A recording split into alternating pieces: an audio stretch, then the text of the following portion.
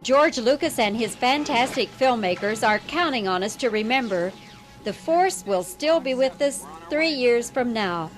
And if Lucas makes all 9 episodes, the Force may be around until 2001. Ever since Star Wars hit theatres back in May of 1977, the series has dominated the medium of cinema, and through its initial sequels, 1980's The Empire Strikes Back and 1983's Return of the Jedi, transformed the very way in which Hollywood viewed motion pictures, and truly revolutionised what films could be, creating the very notion of the blockbuster, which we've become all too familiar with today. With Star Wars Episode 8 The Last Jedi recently releasing only a couple of weeks ago, it's clear that this now 40-year-old series is still an integral part of film culture, and stands the test of time as one of the definitive parts of modern cinema throughout its 9 major films, including the upcoming Episode 9, and its 3 iconic trilogies. However, the notion of a Star Wars sequel trilogy was not something solely devised by Walt Disney as an attempt to further profit from their latest acquisition, but a project that had long been in the work at LucasFilm, going through a near 40-year evolution which resulted in a variety of different ideas and statements, all of which paved the way for what we have now. It's clear that George Lucas had always imagined the Star Wars saga to be told in multiple different trilogies. For instance, he'd always planned out for 3 main films, the original trilogy, which would subsequently be followed by 3 prequel films. This notion actually dates back as far as 1975, when Lucas, in conversation with writer Alan Dean Foster over the novelisation of the original 1977 film, explained that, "I want to have Luke kiss the princess in the second book, and in the third book, I want the story just about the soap opera of the Skywalker family, which ends with the destruction of the Empire. Then someday I want to do the backstory of Kenobi as a young man, a story of the Jedi and how the Emperor eventually takes over, and turns the whole thing from a republic into an empire, tricks all of the Jedi,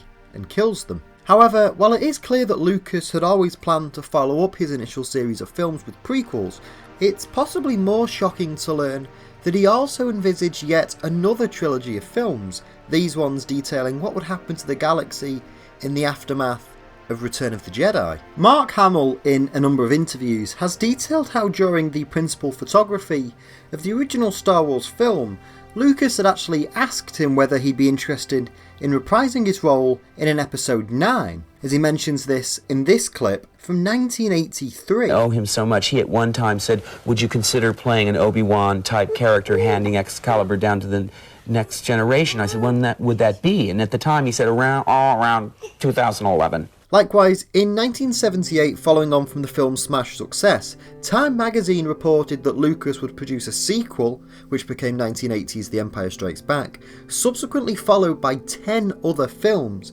creating a total of 4 unique Star Wars trilogies. Now, as Jonathan Rinzer described in a 2012 article, the original trilogy occupied episodes 6, 7 and 8, a Clone Wars trilogy took up episodes 2, 3 and 4, while episode 1 was a prelude, episodes 9 through 11 were simply left blank, and episode 12 was a conclusion. It appears that this was later streamlined down to a total of 9 films, with the original trilogy being moved to episodes 4, 5 and 6. For instance, while on the set of The Empire Strikes Back, Lucas explained that the first script was one of 6 original stories that he had written in the form of 2 trilogies. After the success of Star Wars, he added an extra trilogy, so now there were 9 stories. While details regarding what the plot of this sequel trilogy would have been are scarce, Gary Kurtz, producer of A New Hope and Empire Strikes Back, has stated that before the making of Return of the Jedi, Lucas had envisaged the next series of films to focus around Luke Skywalker, following on the death of Darth Vader in Episode 6,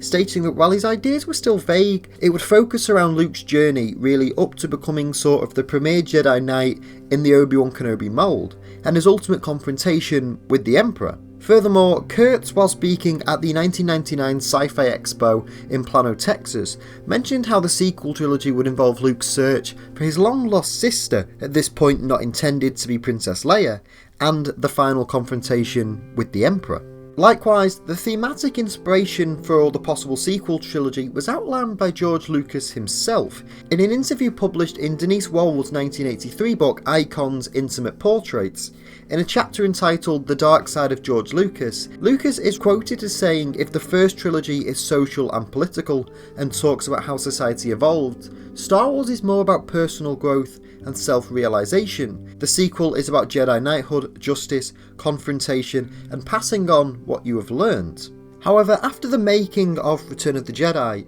Lucas instead decided to take an extended break from filmmaking, partly due to the taxing nature of making the original trilogy, and also to fulfill his obligations as a father. And as a result, these ideas of a sequel trilogy were shelved, with Lucas allowing writer Timothy Zahn to write a series of novels detailing the fallout of Return of the Jedi with his Thrawn trilogy, and Lucas returning to make his long-discussed prequel trilogy in the mid-1990s. After the completion of the prequels in 2005, Lucas appeared to very much abandon the notion of a third trilogy in the saga, seemingly due to the backlash and negative reception received by his last series of films. During this period, therefore, he made a lot of definitive statements about there being no episodes 7, 8 and 9, for instance stating that, Right, there is no episode 7. There's possibility there may be another offshoot movie somewhere, but not about Luke Skywalker, not about that group of people and that struggle to bring democracy back to the galaxy. Despite this, there is also plenty of evidence to suggest that Lucas had in fact begun initial work on a story for a sequel trilogy soon after the completion of Revenge of the Sith. This second attempt at writing a series of follow-ups from Return of the Jedi appeared to be much different from the original ideas as outlined by Kurtz, and while very few details have been revealed about what it would have been like, there is still a considerable amount that we can piece together from what we already know. Firstly, we know that Lucas, when he sold LucasFilm over to Disney, had given Kathleen Kennedy treatments to 7, 8 and 9. He mentions this in the sit-down interview the pair did after the deal was complete. I have story treatments of 7, 8 and 9 and a bunch of other movies, and obviously we have hundreds of books and comics, and I sort of moved that treasure trove of stories and various things to Kathy, and I have complete confidence that she's going to take them and make great movies. Soon after, it was announced that Toy Story 3 screenwriter Michael Arndt had been brought on to write a screenplay for Episode 7. Arndt, whose treatment was later thrown out and replaced by director J.J. Abrams, has spoken in detail about his initial draft of the film, stating that his pitch revolved around a young female protagonist named Kira, who travels to find an older and more weary Luke Skywalker, now in exile. In the recently released Art of Star Wars The Last Jedi book, several details regarding Lucas's pitch for episodes 7, 8 and 9 are revealed, many of which appear to correlate with Art's treatment, as the book states that Lucas sat in on first creative meetings for episode 7, which occurred on the Skywalker Ranch in January 2013. Firstly, Lucas's outline detailed a Luke Skywalker significantly different from where we last saw him in Return of the Jedi, now exiled to a remote location housing the original Jedi Temple, who is forced out of hiding by Kira, a young 20-somethings Padawan who had discovered Luke's original lightsaber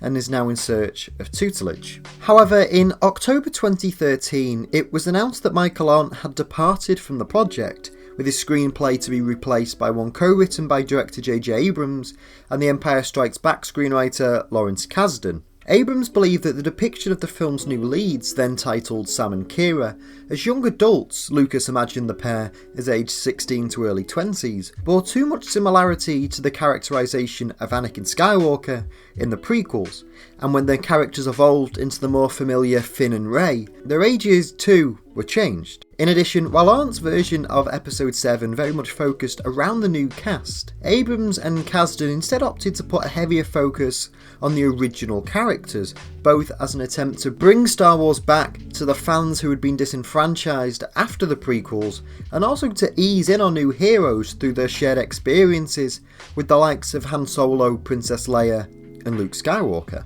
In comparison, it appears that Michael Arndt's work on Episode 7 was largely a rework of George Lucas's initial notes and ideas ironed out during the initial creative meetings of which George Lucas was present for. In the book The Art of the Force Awakens, we see several pieces of concept art depicting these ideas, featuring the new lead characters of Sam and Kira, the exiled Luke Skywalker, and the evolution of the film's primary villain, then simply known as the Jedi Killer. Interestingly, it appears that the character of the Jedi Killer also went through several iterations, firstly resembling iconic Star Wars Legends villain Darth Talon, before being conceptualised as a red-skinned male, before becoming a more Vader-esque figure. As Lucasfilm development executive Pablo Hidalgo explained on Twitter, the earliest versions of Episode 7 saw the Sun character being the one to be seduced to the dark side, with Hidalgo stating that Talon was initially considered as the one to corrupt the Sun, before the Sun eventually became an amalgamation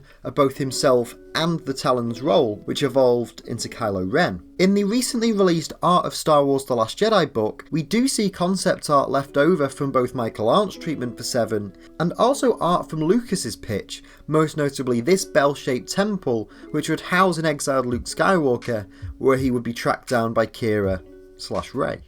I find it fascinating that while George Lucas has so frequently stated that Star Wars was always a 6-film saga, there always seemed to be some versions of Episodes 7, 8 and 9 floating around, from when A New Hope and Empire were in production, all the way to the post-prequel era, and even now where Disney have finally brought the sequel trilogy to life. Lucas's ideas and fingerprints remain firmly entrenched within the series, with the recent entries in the series 2015's Force Awakens and 2017's The Last Jedi have been smash hits both at the box office and critically. There are still plenty of fans who wonder what a George Lucas directed sequel trilogy would have been like, and depending on when you ask, the answer is very different, but the core essentials always seem to be there, way back in the beginning, Luke Skywalker growing into the old Jedi Master, passing down Excalibur to the next generation. The story of the sequel trilogy's development is one of the more fascinating what-ifs in film history, and now that we're firmly entrenched within it, we have the luxury of both appreciating and enjoying the realised versions that are Episodes 7, 8 and 9, and also ponder what could have been if those films were in fact made a long time ago. Next time, so until then, take care and keep reading.